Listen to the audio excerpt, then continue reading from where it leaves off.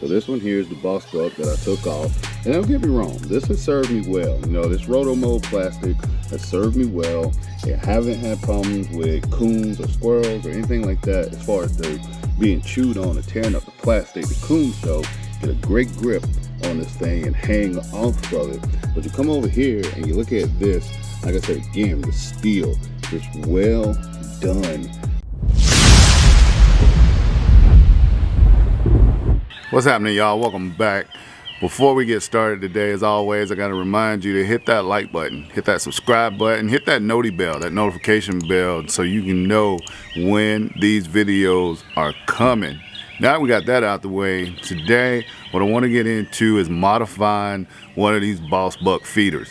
I got a 200-pound, 200 capacity Boss Buck feeder. I bought one of the all-season protein heads. Hopefully I can get a little bit better protein flow, less cloggage with my protein, mix it in with corn and maybe other seed type feed in the feeder. But I'm gonna list everything I use. It's gonna be in the comments, and I'm gonna take you through how I modified my Boss Buck feeder and then added one of these all season feeder protein heads. So let's get into it. All right, got a package in the mail today, one of the all-season feeders gravity heads. This thing is made of steel. Gonna put it on one of my Boss Buck feeders here as an upgrade kind of thing. Gonna take it out of the box, get a look at it, put it on the feeder, and then see how it works. As soon as I open it up, you can see here, packaged in very well. But the key thing is talking about the packaging, which I love, but pick this thing up, and it is a beast. Man, high quality already, you can tell. And this joker is heavy. Now, one of the other first things that I've noticed too is just how well made this thing is. Like I said, it's steel, but it's handmade in Texas. You can just look at the craftsmanship, look at the work. This thing is top notch. And if you turn it on the side, you can see where you can control the amount of feed that comes out. You got this little screw right here. Turn it the right way. Here we go, on this side right here. This thing, badass, man. Look at that. Got the little screw. You can adjust it, take its little wing nut, turn it, lefty loosey, righty tighty, and you can slide how much feed you want to go up and down. See, I just slid it all the way up right there. I can come back in, put my hand in, and then adjust it. Whatever amount of feed that I want to use, slide it up and down, and then you just tighten the little screw right there, and you're good to go.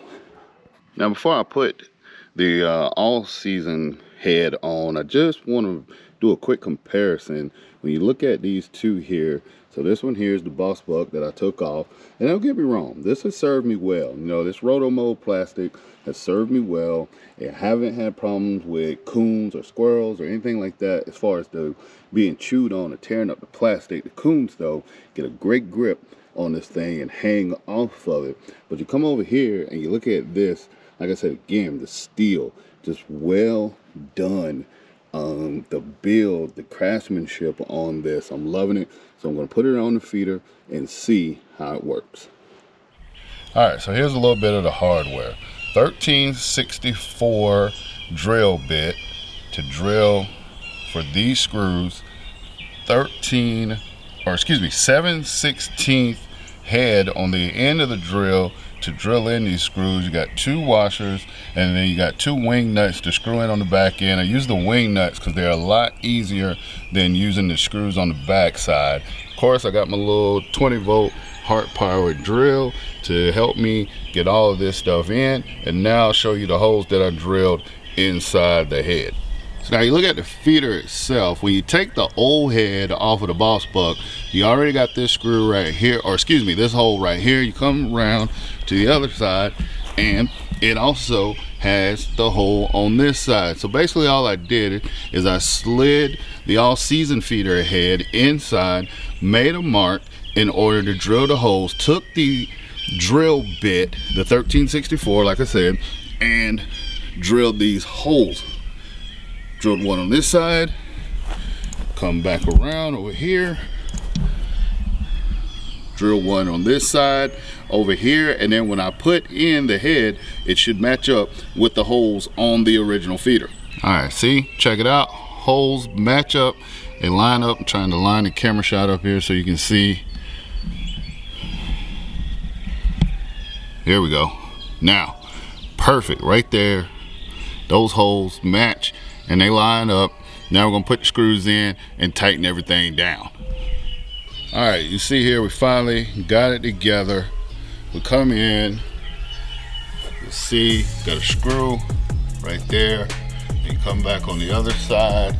We got the other screw in nice and tight. And all season feeders, 4-head protein feed head. We're gonna take this thing out, put it up, put some feed in it, see how the deer take to it. Oh, the other thing too, remember I was telling you guys, you could go down, and if you look in here, you'll be able to adjust the chute of how much feed you want to come out. I will probably bring that down just a little bit more, just so we can make the feed last longer. But I'm gonna take this out into the feed, or take this out into the field rather, and see how the deer take to it.